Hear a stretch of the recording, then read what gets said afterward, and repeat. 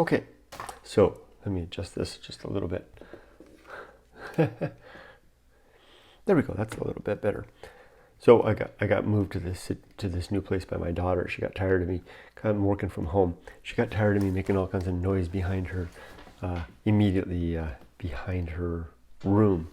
So she moved me bodily into this little place here. Let's continue the gentle art of tramping. Finally got my work day of work done. It's 10 o'clock. Long day. Wow, so much to do with this current circumstances. Lots to do to make the digital world. Ruben, buenas noches.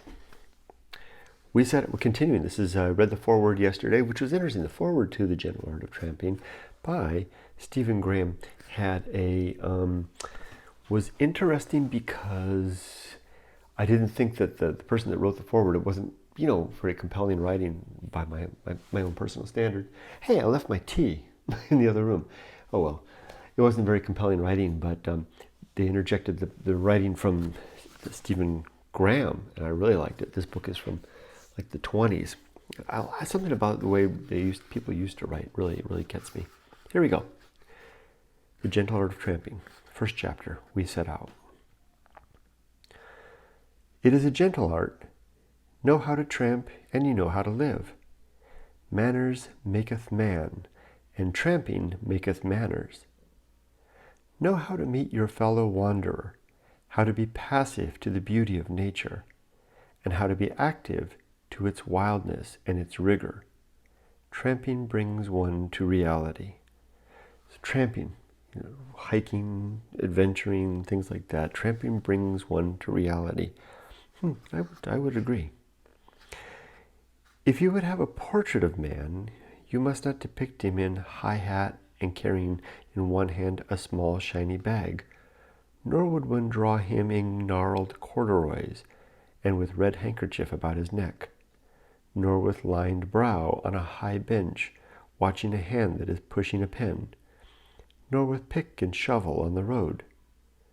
You cannot show him carrying a rifle. You dare not put him in priest's garb with conventional cross on breast.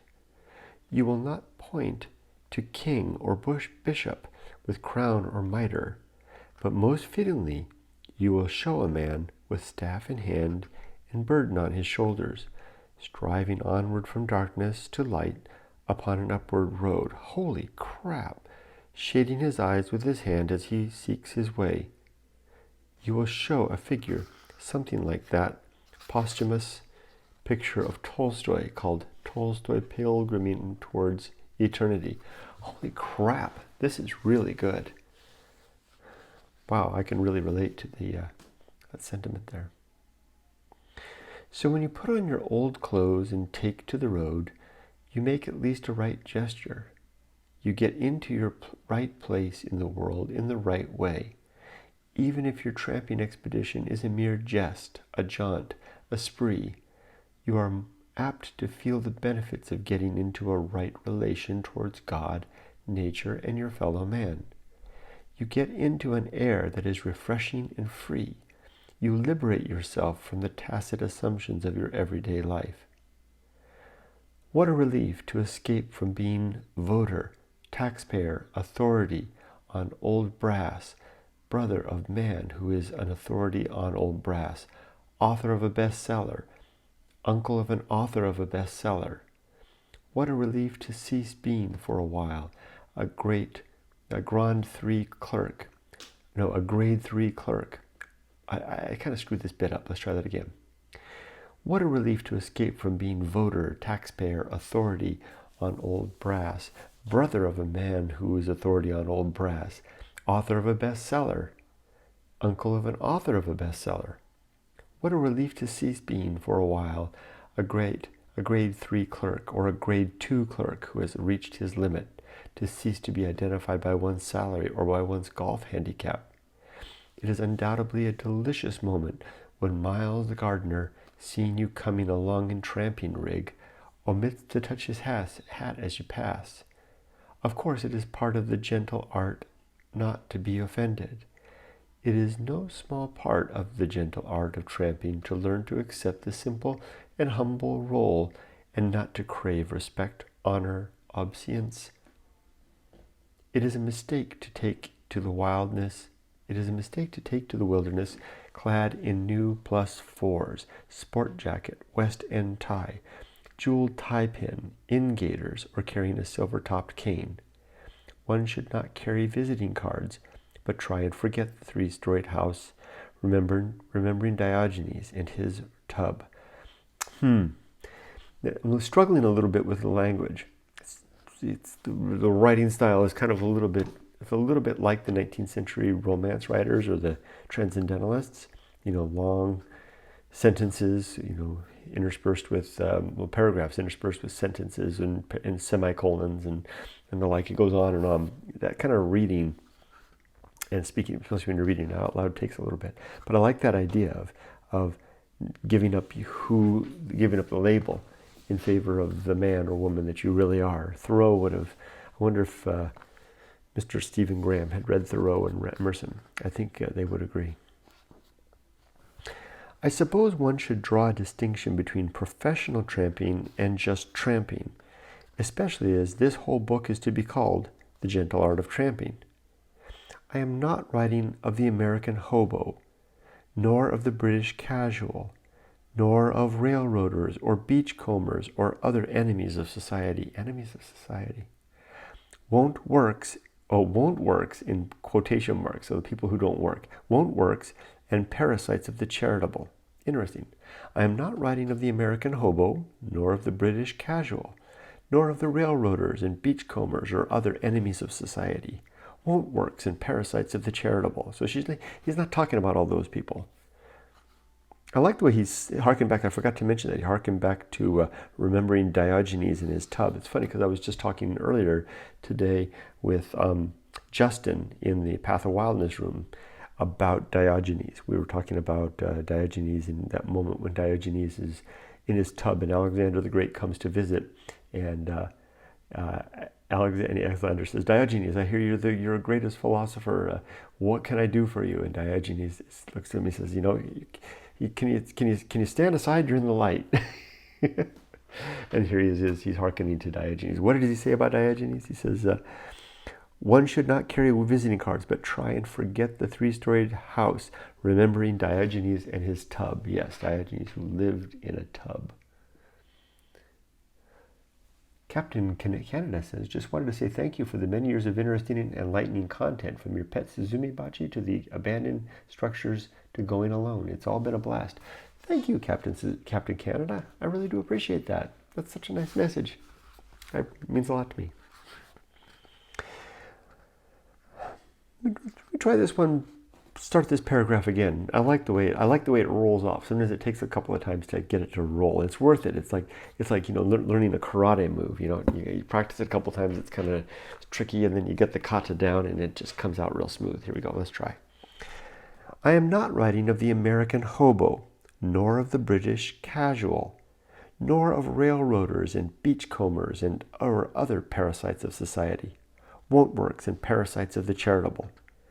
While among these there are many very strange and interesting exceptions, in general they are not highly estimable people, nor is their way of life beautiful or worth imitation. They learn little on their wanderings beyond how to catch, how to steal, how to avoid dogs and the police. They are not pilgrims, but outlaws, and many would be highway robbers had they the vitality and the pluck necessary to hold up wayfarers. Most of them are but poor walkers, so that the word tramp is often misapplied to them.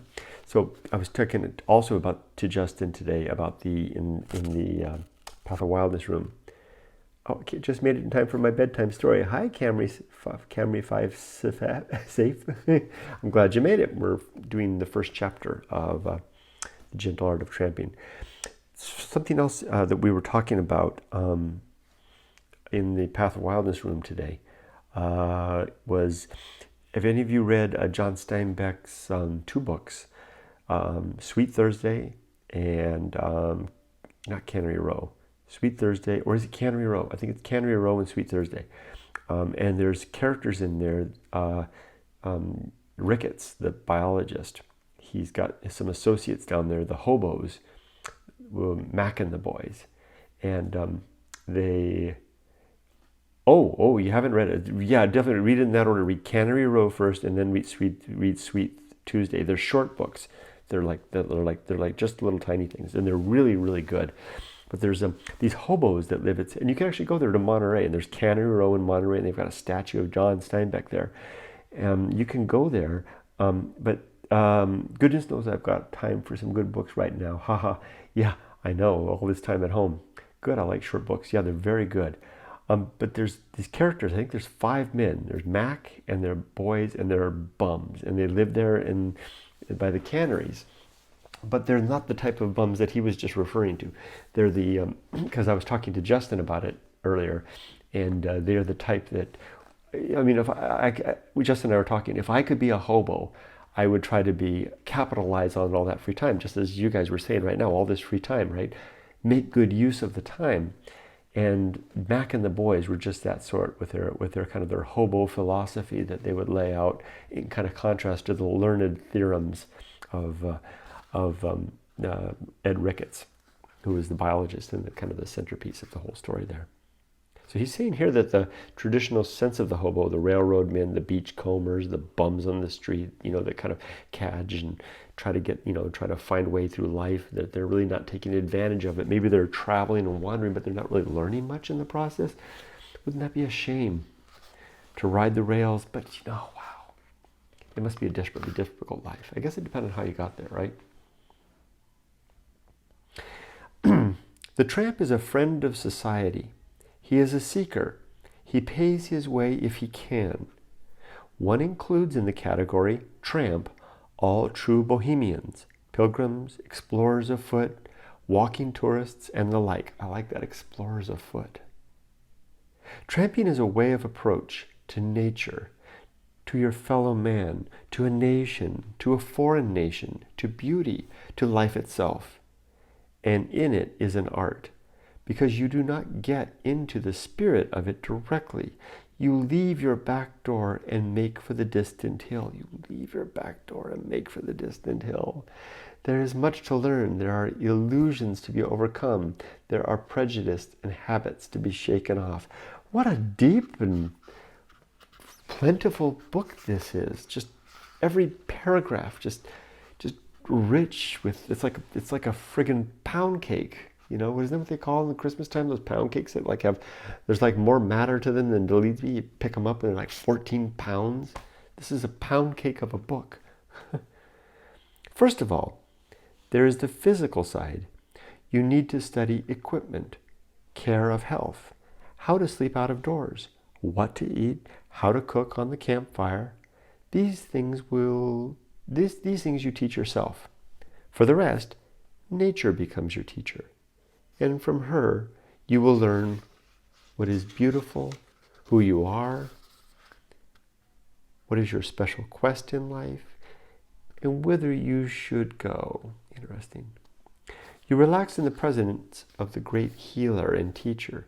You turn your back on civilization and most of what you learned in schools, museums, theaters, galleries. You live on manna, vouchsafed to you daily, miraculously. Nice little Bible reference there. You stretch out. I know some of the best authors that I read harken back to the Bible. Annie Dinker in that last book we were just finishing last week, Pilgrim at Tinker Creek, just rife with it, just rife with beautiful Bible references. It gives it such depth. You relax in the presence of the great healer and teacher. You turn your back on civilization and most of what you learned in schools, museums, theaters, galleries. You live on manna, vouchsafed to you daily, miraculously. You stretch out arms for hidden gifts. You yearn towards the moonbeams and the stars. You listen with new ears to birdsong and the murmurs of trees and streams.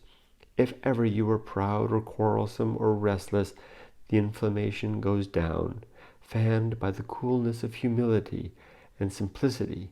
From day to day you keep your log, your daybook of the soul, and you may think at first that it is a mere record of travel and of facts, but something else will be entered into it.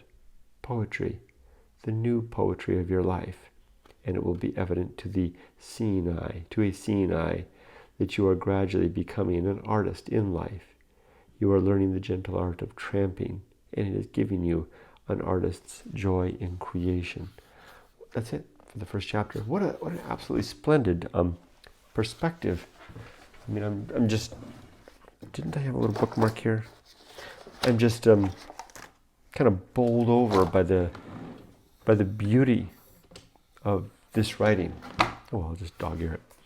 How is it? Well, isn't that interesting? How some people take to the what seemingly mundane with kind